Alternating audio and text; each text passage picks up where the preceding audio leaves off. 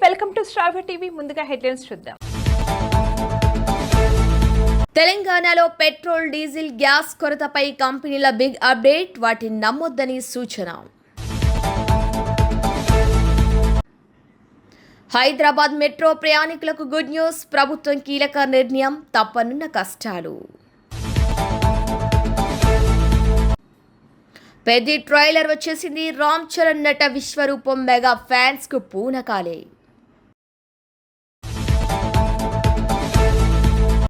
Russia నుంచి భారత్ చమురు కొనుగోళ్లు స్పందించిన కేంద్రం.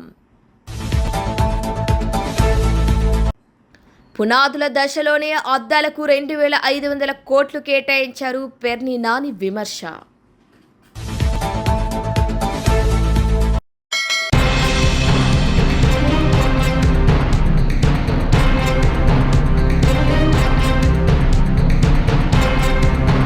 హైదరాబాద్ మెట్రో ప్రయాణికులకు తీపి కబురు అందింది. త్వరలో ప్రత్యేక కోచ్లు అందుబాటులోకి రానున్నాయి. ప్రస్తుతం తిరుగుతున్న మెట్రో రైళ్లలో కొత్త కోచ్లను ఏర్పాటు చేయనున్నారు. ప్రస్తుతం ఉన్న రైళ్లలోని కోచ్లు ప్రయాణికుల రద్దీ అవసరాలకు తగ్గట్లుగా లేవు. రద్దీ ఎక్కువగా ఉండటంతో ప్రయాణికులు నిల్చొని ప్రయాణం చేయాల్సి వస్తుంది. ఉదయం, సాయంత్రం వేళల్లో రద్దీ మరింత ఎక్కువగా ఉండటంతో కనీసం నిల్చొని ప్రయాణం చేయడానికి కూడా ఖాళీ ఉండటం లేదు. దీంతో తర్వాతి ట్రైన్ కోసం నిరీక్షించాల్సి వస్తుంది.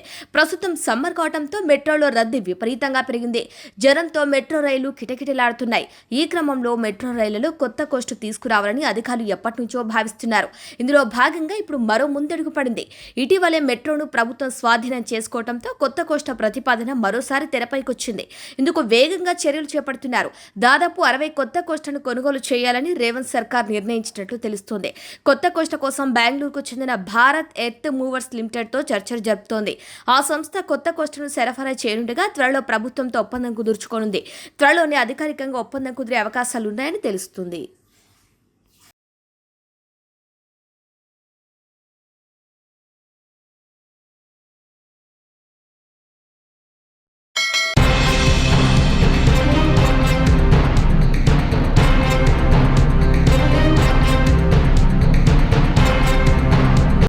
తెలంగాణ రాష్ట్ర వ్యాప్తంగా పెట్రోల్, డీజిల్, ఎల్పీజీ కొరత ఉందంటూ వస్తున్న వార్తలపై ప్రభుత్వ రంగ చమురు కంపెనీలు స్పష్టతనిచ్చాయి.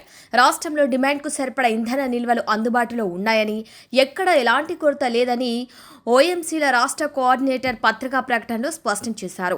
ఇంధన సరఫరాను నిరంతరం పర్యవేక్షిస్తున్నామని, రవాణా సేవలను మరింత వేగవంతం చేసేందుకు అవసరమైన అన్ని చర్యలు తీసుకుంటున్నట్లు వెల్లడించారు. రాష్ట్రంలో ఇంధన వినియోగం గతంతో పోలిస్తే గణనీయంగా పెరిగినట్లు ఆయిల్ కంపెనీలు తెలిపాయి. ఈ నెల మొదటి 15 రోజుల్లోనే రికార్డు స్థాయి వృద్ధి నమోదైంది. పెట్రోల్ సరఫరాలో 14.2% వృద్ధి, డీజిల్ సరఫరాలో 15.7% వృద్ధిని ఓఎంసీలు నమోదు చేశాయి. డిమాండ్ ఎంత ఉన్నా సరఫరాకు ఎలాంటి ఇబ్బంది లేదని కంపెనీలు భరోసా ఇచ్చాయి.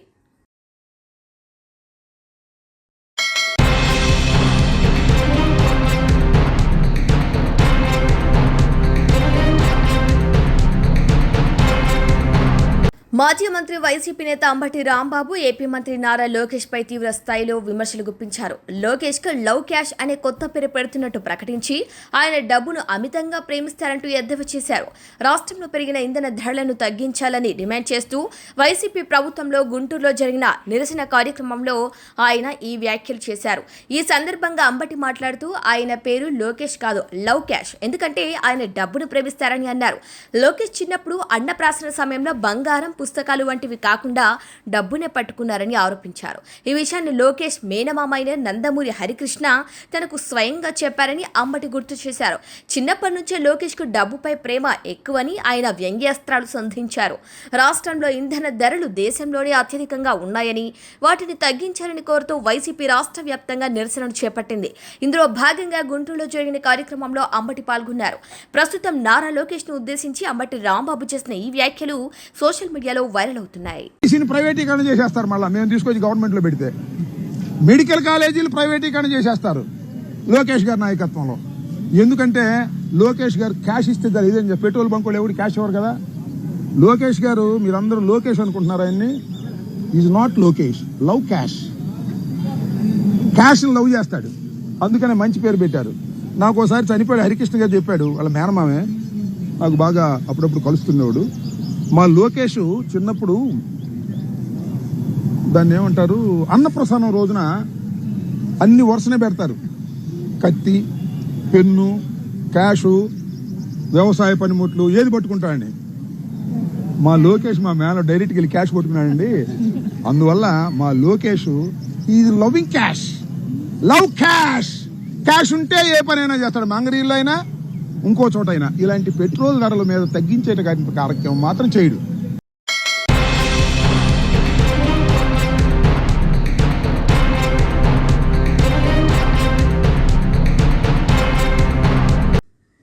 అమెరికా ఆంక్షలు ఉన్నా లేకపోయినా రష్యా నుంచి చమురు కొనుగోలు కొనసాగుతాయని భారత్ స్పష్టం చేసింది.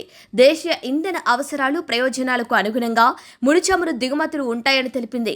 రష్యా పెట్రోలియం ఉత్పత్తులపై అమెరికా ఆంక్షల మినహాయింపు గడువు ముగిసిన నేపథ్యంలో కేంద్రం దీనిపై స్పందించింది.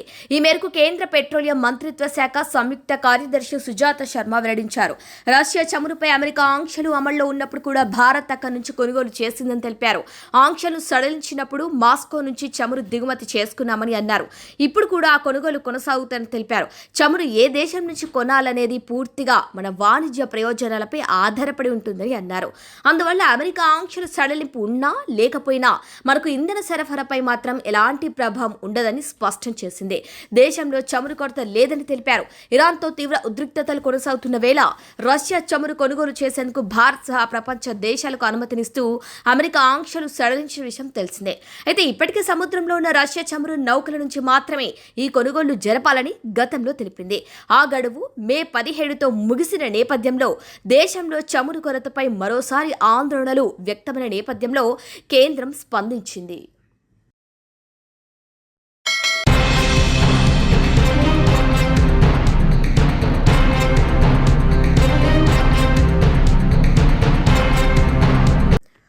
పశ్చిమ బెంగాల్లో కొత్తగా కొలువుదీరిన బీజేపీ ప్రభుత్వం తన మార్క్ను అత్యంత వేగంగా చూపిస్తుంది. ముఖ్యమంత్రి సువేందు అధికారి నేతృత్వంలోని నూతన కేబినెట్ తీసుకున్న నిర్ణయాలు రాష్ట్రంలో సరికొత్త రాజకీయ, సామాజిక దిశను సూచిస్తున్నాయి.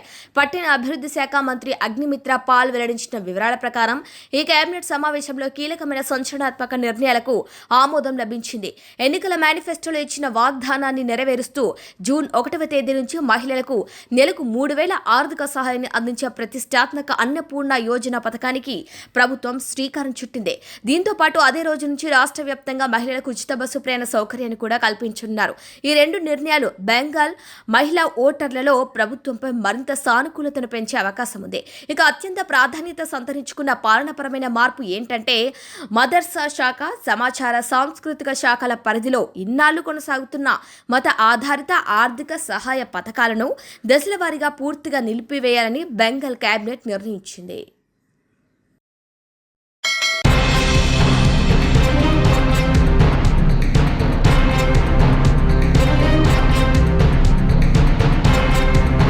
గ్లోబల్ స్టార్ రామ్ చరణ్ హీరోగా ఉప్పెన ఫేమ్ డైరెక్టర్ బుచ్చిబాబు సానా దర్శకత్వంలో ఎంతో ప్రతిష్టాత్మకంగా తెరకెక్కుతున్న స్పోర్ట్స్ యాక్షన్ డ్రామా పెద్ది. ఈ సినిమాపై అంచనాలు ఇప్పటికే ఆకాశాన్ని తాకగా జూన్ 4న ఈ చిత్రాన్ని పాన్ ఇండియా లెవెల్లో విడుదల చేస్తున్నారు. ఇప్పటికే విడుదలైన పెద్ది టీజర్, గ్లింప్స్ మూవీపై మరింత హైప్ క్రియేట్ చేశాయి. మరోవైపు యూట్యూబ్లో పెద్ది సాంగ్స్ మిలియన్ వ్యూస్ అందుకుంటున్నాయి. రోజు రోజుకి పెద్ది చిత్రంపై హైప్ తారాస్థాయికి చేరింది. ఈ చిత్రంలో రామ్ చరణ్ పక్కా ఊర మాస్ లుక్లో కనిపించనున్నారు. ఇదిలా ఉంటే మే 18న ముంబైలోని జియో వరల్డ్ డ్రైవ్ లో ఈ మూవీ ట్రైలర్ లాంచ్ ఈవెంట్ నిర్వహించింది. చిత్ర యూనిట్ తాజాగా ఈ మూవీ ట్రైలర్ రిలీజ్ చేసింది. చిత్ర యూనిట్ కాసేపటి క్రితం భారీ ఎత్తున విడుదలైన ఈ చిత్ర అఫీషియల్ ట్రైలర్ ప్రస్తుతం సోషల్ మీడియాను షేక్ చేస్తుంది. ఈ ట్రైలర్ అభిమానులకు సరికొత్త మాస్ ఎంటర్టైన్మెంట్ ను పరిచయం చేసింది. పెద్ద ట్రైలర్లో రామ్ చరణ్ మునుపెన్నడూ చూడని 2 భిన్నమైన గెటప్స్ లో కనిపించి అందరినీ ఆశ్చర్యపరిచారు. 1980ల నాటి రూరల్ ఆంధ్రప్రదేశ్ నేపథ్యంలో సాగే ఈ కథలో చరణ్ ఒకవైపు విలేజ్ క్రికెటర్ గా, మరోవైపు రగ్గడ్ లుక్ లో భారీ కాయంతో పెద్ది పహిల్వాన్ గా అద్భుతమైన వేరియేషన్స్ లో చూపించారు.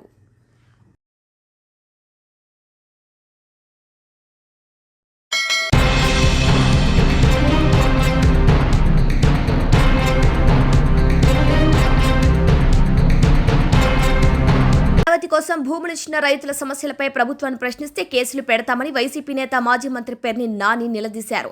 ఈ రోజు తాడేపల్లిలో మీడియాతో మాట్లాడిన ఆయన కూటమి ప్రభుత్వంపై తీవ్ర ఆరోపణ చేశారు.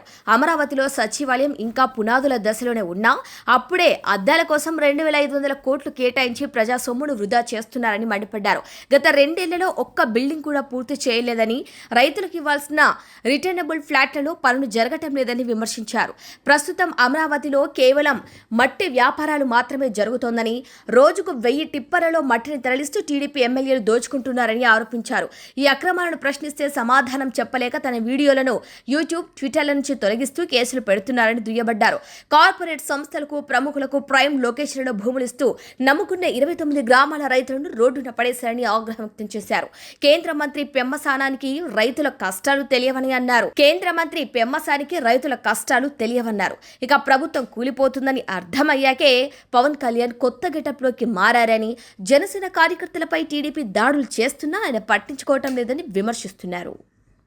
ప్రభుత్వం పర్యావరణాన్ని రక్షించడం కోసం, డీజిల్ పొగను తగ్గించడం కోసం పబ్లిక్ ట్రాన్స్పోర్ట్ సిస్టంలో అంటే ప్రజా రవాణాలో గనక ఈ బస్సులు, ఎలక్ట్రిక్ బస్సులు ఎవరైనా కొంటే గనక వారికి 40 లక్షల రూపాయలు సబ్సిడీ ఇస్తామని చెప్పని కేంద్ర ప్రభుత్వం ఫేమ్ 1 కింద 2014 నుంచి 19 దాకా నారా చంద్రబాబు నాయుడు గారు ముఖ్యమంత్రిగా ఉన్నారు.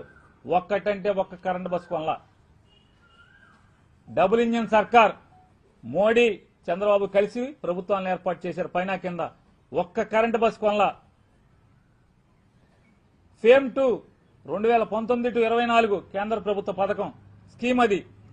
కరెంటు బస్సులు, ప్రజా రవాణా కోసం కరెంటు బస్సులు కొంటే 40 లక్షల రూపాయలు సబ్సిడీ ఇస్తారు. జగన్ గారి ప్రభుత్వం 100 బస్సులు కొనుగోలు చేసింది.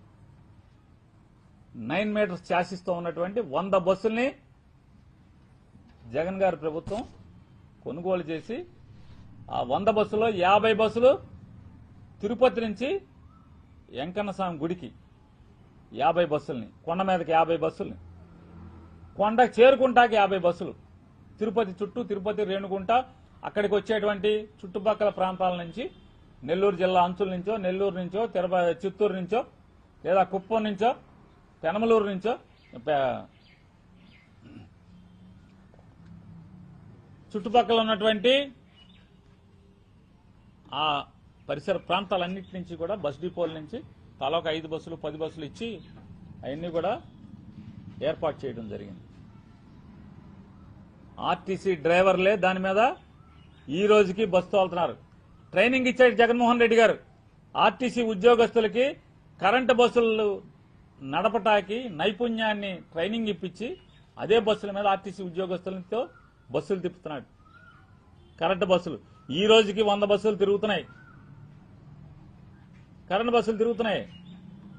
వీళ్ళు చెప్తారు ఇక ప్రైవేట్ నుంచి మనకు చంద్రబాబు నాయుడు గారు ప్రభుత్వం చెబుద్ది, ఇక మనకి ప్రైవేట్ ఆర్టీసీని ప్రైవేట్ చేయడం తప్పితే ఇక లేదు, మనం కొనలేము బస్సులు. ఎందుకు కొనలేవు? ఎందుకు కొనలేరు? జగన్ గారు ఎక్కేప్పటికీ సుమారు 2,000 చిల్లర కోట్లే కదా అప్పు. సంవత్సరానికి 3,600 కోట్ల జీతాలు రాష్ట్ర ప్రభుత్వం భరిస్తుంది కదా. మరి అప్పు తీరిపోయి ఉండాలి కదా సంవత్సరానికి. మరి అక్కడి నుంచి అప్పు తీరిపోతే ఆర్టీసీకి అప్పు ఎందుకు ఎవరు? బ్యాంకులు ఎందుకు బ్యాంకుకి అప్పులు ఎవరు? అంటే ఆర్టీసీని మీరు సర్వనాశనం చేశారు కాబట్టి అవదు. అప్పులు తీర్చనివ్వలేదు. మీ యొక్క అధికారం కోసం, మీరు దోచుకుని తినడం కోసం ఆంధ్ర రాష్ట్ర ప్రజలకు వేసిన ఫ్రీ బస్ అనే పేరు మీద ఇవాళ ఆర్టీసీని కుదేలు చేశారని అర్థమవుతుంది కదా. అంటే మేము నడపలేము 7 రూపాయలని అని చంద్రబాబు నాయుడు గారు చెప్పిస్తున్నాడు. కరెంటు బస్సు అయితే 7 రూపాయలని. ఎంత పచ్చి మోసం, పచ్చి మోసం ఇది. పిఎంఈ బస్ సేవ, పిఎంఈ బస్ సేవ కింద 750 బస్సులు కొన్నామని చంద్రబాబు నాయుడు చెప్తున్నాడు. రేపా మాపో వస్తాయి అంటున్నాడు. ఆ స్కీమ్ లో ఏం చెప్తుంది? ఆ స్కీమ్ లో టెండర్ వేసింది పినాకిల్ అనేటువంటి బస్సులు తయారు చేసేటువంటి సంస్థ. ఆ పినాకిల్ సంస్థ ఆంధ్రప్రదేశ్ రాష్ట్రానికి బస్సులు ఇస్తే, బస్సులు నడిపితే 71 రూపాయలు 72 రూపాయలు వాళ్ళు బిల్లు పెడతా అంట. కిలోమీటర్కి 21 రూపాయలు మోడీ ఇస్తా అంట. మరి మిగతా బాబా ఎవడిస్తాడు? 50 రూపాయలు కిలోమీటర్కి ఎవడు కడతాడు? బస్సు ఎక్కినోడు కట్టాలి. బస్సు ఎక్కినోడు కట్టాలి కదా. మరి ఏం చెప్తున్నారు? మాకు లాభం, ప్రజలకు లాభం, కిలోమీటర్కి 7 రూపాయలు అని చెప్పని పచ్చి అబద్దాలు చెప్తున్నాడు నారా చంద్రబాబు నాయుడు చెప్పిస్తున్నాడు. కిలోమీటర్కి కరెంటు బస్సుకి 7 రూపాయలు అని చెప్తాడు. కానీ పిఎం ఈ బస్ సేవ కింద ఈ వచ్చే 750 బస్సులు, 750 ఎన్ని వస్తున్నాయి నాకు తెలీదు, దాని కింద చంద్రబాబు నాయుడు మనిషి చెప్పినట్టుగా 750 బస్సులు నిజమైతే రాష్ట్రంలో రాబోయే రోజుల్లో కూడా ఈ స్కీమ్ కింద అన్ని బస్సులు అయితే ఆంధ్ర రాష్ట్రంలో పేదవాడు, సామాన్యుడు, మధ్యతరగతోడు, విమానాలు ఎక్కలేనోడు, సొంత కారు వేసుకెళ్ళలేనోడు బస్సు ఎక్కగలడా అని అడుగుతున్నాను. బస్సు ఎక్కగలడా? కనీసం ఇంద్రా బస్సు ఉంటుంది, 30 రూపాయలు చిల్లర కిలోమీటర్కి ఆపరేషనల్ మెయింటెనెన్స్ కాస్ట్ పడుతుంది. ఇంద్రా బస్సు, ఏసీ బస్సు 30 రూపాయలు చిల్లర అనుకుంటే 30 రూపాయల చిల్లరలో 21 రూపాయలు ఆయన ఇస్తే పోనీ మిగతాది మన మీద పడుతుంది అనుకోవచ్చు. కానీ ఆ రేటు కాదు కదా, 70 చిల్లర కదా మీరు టెండర్ వేసి తీసుకున్నది. చంద్రబాబు నాయుడు గారు, మోడీ గారు కలిసి 70 రూపాయలు కిలోమీటర్కి 70 రూపాయల చిల్లర, 21 రూపాయలు ఆయన ఇస్తా అంటే 50 రూపాయలు ఆర్టీసీ కట్టాలంట. ఇది తప్పు కాదా అంటున్నా. ఆర్టీసీ కార్మికులు ఏం ఆశలు చూపించారు మీరు? జగన్మోహన్ రెడ్డి గారు వాళ్ళందరినీ కూడా గవర్నమెంట్ ఉద్యోగస్తులను చేస్తే జగన్ మిమ్మల్ని మోసం చేశాడు, మిమ్మల్ని వైకుంఠం చూపిస్తామని చెప్పని అరచేతులు వాళ్ళకి వైకుంఠం చూపించి వాళ్ళని వాడుకుని ఇవాళ వాళ్ళ ముఖం వెంక చూసే పరిస్థితి లేదు. వాళ్ళ ముఖం వెంక కూడా చూడరా. ఇవాళ ఇంకోటి చెప్తున్నాడు, 10,000 బస్సులు మేము మార్చేస్తామని చెప్పని. ఇది తప్పు చంద్రబాబు నాయుడు గారు. పిఎం ఈ బస్ స్కీమ్ కింద ఏంటి, దాంట్లో గైడ్ లైన్స్ ఏంటి? కేవలం 116 నగరాలు, 116 నగరాలు కూడా 3 లక్షల పైన ఉండాలి, 40 లక్షల లోపు ఉండాలి జనాభా. 2011 లెక్కల ప్రకారం 2011 లెక్కల ప్రకారం 3 లక్షల జనాభా పైనుండి 40 లక్షల లోపు ఉన్న నగరాల్లో తిప్పటానికి మాత్రమే ఈ బస్సులు ఇస్తారంటున్నారు. మరి మీరు ఎక్కడ తిప్పుతారు వీటిని? 3 లక్షలు దాటి 40 లక్షల లోపు ఉన్న నగరాలు ఆంధ్రప్రదేశ్ రాష్ట్రంలో ఎక్కువ ఉన్నాయి. కానీ దాంట్లో ఒక్క అనుమతి, ఎగ్జంప్షన్ ఉంది. ఏ ఎగ్జంప్షను? రాజధానిలో కనుక 3 లక్షల లోపు జనాభా ఉంటే ఏ రాష్ట్రంలో అయినా సరే ఆ రాష్ట్ర రాజధాని నగరంలో 3 లక్షల లోపు జనాభా ఉంటే ఆ రాజధాని నగరంలో తిప్పుకోవచ్చు అని చెప్పారు. అంటే 750 బస్సులు అమరావతిలో తిప్పుతారా? 29 రోజుల్లో తిప్పుతారు ఏంటండి? ఎక్కడ తిప్పుతారు? ఎవరిని మోసం చేస్తున్నారు మీరు? జగన్ గారు కొన్నాడు కదా, ఒక్కో బస్సు 1,70,00,000 రూపాయలతో 100 బస్సులు కొని తిప్పుతున్నాడు కదా. ఈ రోజుకి మీరు కూడా దాన్ని ఆహా ఓహన్ దాని మీద వచ్చే డబ్బులు తీసుకుంటున్నారు కదా. ప్రైవేటోడు ఆర్టీసీ ఉంటే ప్రైవేటోడు దోచుకోకుండా ఉంటాడు. ఆర్టీసీ ఉంటే ప్రైవేటోడు దోచుకుంటానికి అవకాశం ఉండదు. కానీ మొత్తం ప్రైవేట్ అయిపోతే, మొత్తం రాష్ట్రం అంతా ప్రైవేట్ అయిపోతే, రవాణా సౌకర్యాలు మొత్తం ప్రైవేట్ అయిపోతే ఏమవ్వాలి? రాష్ట్రంలో ఉన్న ప్రజలందరూ ఏమైపోవాలి? సంపద సృష్టి లేదు. సంపద ఎవరికే అంటే నారా చంద్రబాబు నాయుడు గారికి, నారా లోకేష్ నాయుడు గారికి, పవన్ నాయుడు గారికి, ఏదో రాష్ట్రంలో ఉన్న ఎమ్మెల్యేలకి, మంత్రులకి, వీళ్ళకి మాత్రమే సంపద. కార్యకర్తలకు కూడా లేదు పాపం. టీడీపీ వాళ్ళకి లేదు, అసలు జనసేన వాళ్ళకి అసలే లేదు. సంపద లేకపోతే లేకపోయింది. తన్నులు, తిట్లు, కేసులు. మీ పీచమడటం, మీ తప్పుడు ఆలోచనని వెనక్కు తీసుకునేదాకా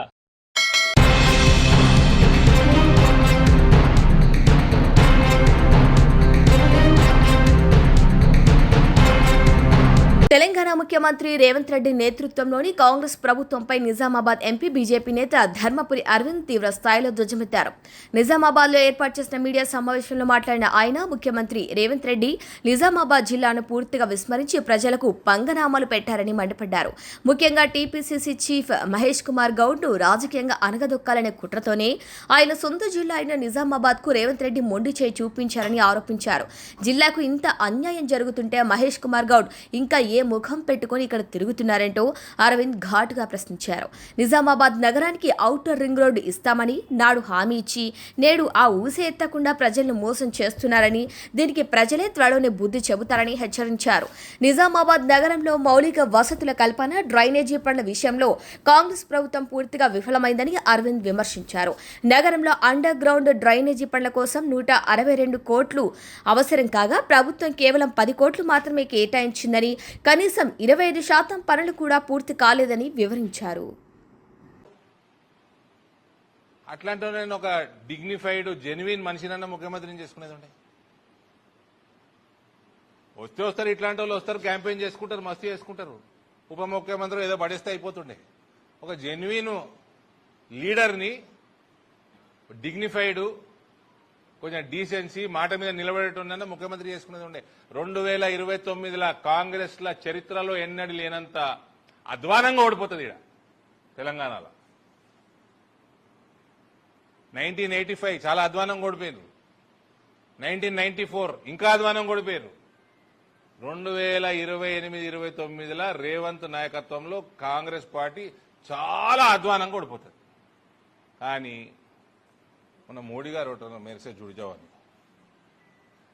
మరి ఏమన్నా ఉందో నాకైతే తెలియదు. చాలా చిన్న కార్యకర్తని బీజేపీలో, ఏమన్నా లింక్ ఉందేమో మరి నాకైతే తెలియదు. అట్లాంటిది ఏమైనా ఉందా? సువేందు అధికారి, అందుకే చెప్పిన కాంగ్రెస్ వాళ్ళకి సలహా, మా నాయన చాలా సేవ చేసి ఈ పార్టీకి. జెన్యున్గా కోమటిరెడ్డి వెంకటరెడ్డి లాంటి వాళ్ళు, శ్రీధర్ బాబు లాంటి వాళ్ళు మాట మీద ఉండి జీవితాంతం కాంగ్రెస్ పార్టీలో ఉండి కసంటోళ్ళని చేసుకున్నా సరే, ఈయనకి ఏదో పడేస్తే అయిపో మంత్రి పదవి. ఎప్పుడు జారుకుంటాడో తెలియదు. ఇక Revanth Reddy claims that he got the 3 bullet train corridors to Telangana అన్నాడా? మొన్న ఆయననే తెచ్చిండని బుల్లెట్ ట్రైన్ కారిడోర్స్ చెప్తే ఈయనండి. ఇది highlight joke. The Modi government brought national policy called the National Rail Plan. The first draft of the National Rail Plan was released in 2020 and the final report was released in 2021. It mentions the government's plans to develop 7 high-speed rail corridors, out of which 3 are connected to Hyderabad. 2020 start అయింది, 2021 report complete అయింది. ఈయన లోటపి ఏడున్నాడు. ఈయన అప్పుడు దుబ్బాకల deposit వీకింది, జిహెచ్ఎంసీలో deposit వీకింది, హుజురాబాద్లో deposit వీకి ఈయననే ఏడున్నాడో గాయబుండే మనిషి. ఈయనట rail corridor తెచ్చినట. ఈయన rail corridor spelling అడగాలి. Journalist అని చెప్తున్నా, ఇట్లాంటి మంచి టాపిక్లు వచ్చినప్పుడు రైల్ కారిడోర్ స్పెల్లింగ్ అన్న తెలుసా అని అడగాలి. ఈయనకి ఏం సంబంధం అండి? 2021 అయిపోయింది ప్రణాళిక. ఇప్పుడు వచ్చినాయి అవన్నీ. Pune to Hyderabad, Hyderabad to Bengaluru, Hyderabad to Chennai. ఇంకోటి రేవంత్ దీంట్లో అంట్లా చదువు సంధ్య ఉంటుంది, రీసెర్చ్ ఉంటుంది. అది తమరికి ఎక్కదు. అది మూసి ప్రక్షాళన చేస్తావు, మరి కారిడోర్ చేస్తాను, అంత రీహాబ్ అందరికీ ప్లాన్ చేసి నువ్వు కూలగొట్టుడు ఉన్నది కానీ ఒకటి కట్టింది లేదు. ఏడికి షిఫ్ట్ చేస్తావు కూలగొట్టిన ఇల్లు అన్ని ఉట్టి మాటలు, 4 రూపాయలు వేసుకపోవడు. ఇది the criteria for high speed rail corridors are as per ఇవి అన్ని రీసెర్చ్లు ఉంటాయి. City population of more than 10 lakhs, distance between city pair of cities ఎక్కడి నుంచి ఎక్కడికి, confine to distances between 300 to 700 kilometers, city GDP, high levels of congestion, passenger flow between both the cities, including AC rail and air trips. ట్రైన్లలో తిరిగేటోళ్ళు AC కోచ్లలో ఎంత తిరుగుతున్నారు, ఫ్లైట్లలో ఎంత తిరుగుతున్నారు, ట్రాఫిక్ మూవ్మెంట్, దాని మీద రీసెర్చ్ ఉంటుంది. Corridors having AC passengers more than 50% identified. AC కోచ్లలో ఎక్కువ తిరుగుతున్నారు ఈ కారిడోర్లలో. ఇదంతా రీసెర్చ్ ఉంటుంది దీని వెనుక. డైలాగులు పతలాట కాదు ఇది, చోటు పతలాట కాదు ఇది. జోకర్ ఉంటుంది కదా, జోకర్ అనుకున్నాడు ఏందో మరి. ఇది జస్ట్ మన ప్రియతమ ముఖ్యమంత్రి, నీకు మాకు అందరికీ ముఖ్యమంత్రి, ఆయనను ఎడ్యుకేట్ చేయడానికి చెప్తున్నది ఈ విషయాలు. నెక్స్ట్ టైం వాగేటప్పుడు పత్తల టేబుల్ మీద వాగేటట్టు వాగకు. ఇంకో డైలాగ్ కొట్టినోటి. అందుకే డౌట్ కూడా వస్తుంది నాకు మోదీ గారు మొన్న అన్న మాట మీద. ఇది మేము రాజకీయాలు రాగానే మాకు కోచింగ్ క్లాసులు అన్నిట్లో వింటుంటాం. ఇది పహలా దేశ్, उसके बाद జనతా దళ్, దాని తర్వాత బీజేపీ పార్టీ, దేశం ప్రథమం, ప్రజలు సెకండు, తర్వాత మన పార్టీ, తర్వాత 4th ప్లేస్లో మన కుటుంబం కానీ ఇండివిజువల్ కానీ అని మాకు నన్ను నేర్పినాడు. ఈ డైలాగులు కొడతా ఉంటాడు మధ్యలో. అందుకనే మోదీ గారు మొన్న అన్నది నాకు చాలా బలంగా నాటకపోయింది. కోమటిరెడ్డి అన్న నువ్వే చూసుకోవాలి, జాగ్రత్త. శ్రీధర్బాబు గారు, మహేష్ అయితే ఆయనకి అసిస్టెంటే, పిఏ టు సీఎం. ఆయన ఏం చెప్తే అది. నిజామాబాద్ ప్రజలకి లొట్ట పీస్ చూపిస్తున్నా కూడా మహేష్ కుమార్ కూడా మాట్లాడతలేడు. అంటే కూసోమంటే కూసునుడు, లేవమంటే లేచేటోని పీసీసీ ప్రెసిడెంట్ చేస్తే ఆ రాహుల్ గాంధీకి అక్కలు ఉండాలి. ఈయనకి బయట మాట్లాడడానికి అవన్నీ, నేనేదో దేశభక్తుడిని, అటు ప్రధానమంత్రి గారిని ఇంప్రెస్ చేసుకోవాలను, మా హోమ్ మినిస్టర్ గారిని ఇంప్రెస్ చేసుకోవాలను, ఇవన్నీ బయట మాట్లాడతాం. కానీ ఈయన ఫస్ట్ పహలా రేవంత్, बाद में కొండల్, उसके बाद में कृष्णा, लास्ट में तिरुपति.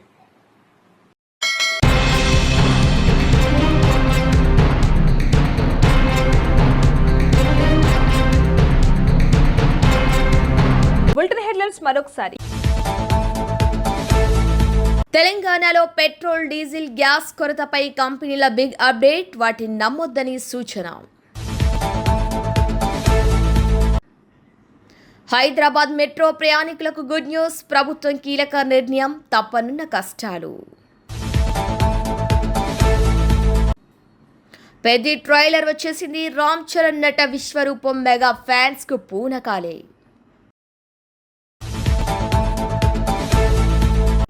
రష్యా నుంచి భారత్ చమురు కొనుగోళ్లు, స్పందించిన కేంద్రం. పునాదుల దశలోనే అద్దాలకు 2,500 కోట్లు కేటాయించారు, పేర్ని నాని విమర్శ. ఇవి వాళ్ళ బులెటిన్ అప్డేట్స్. కీప్ వాచింగ్ శ్రావ్య టీవీ.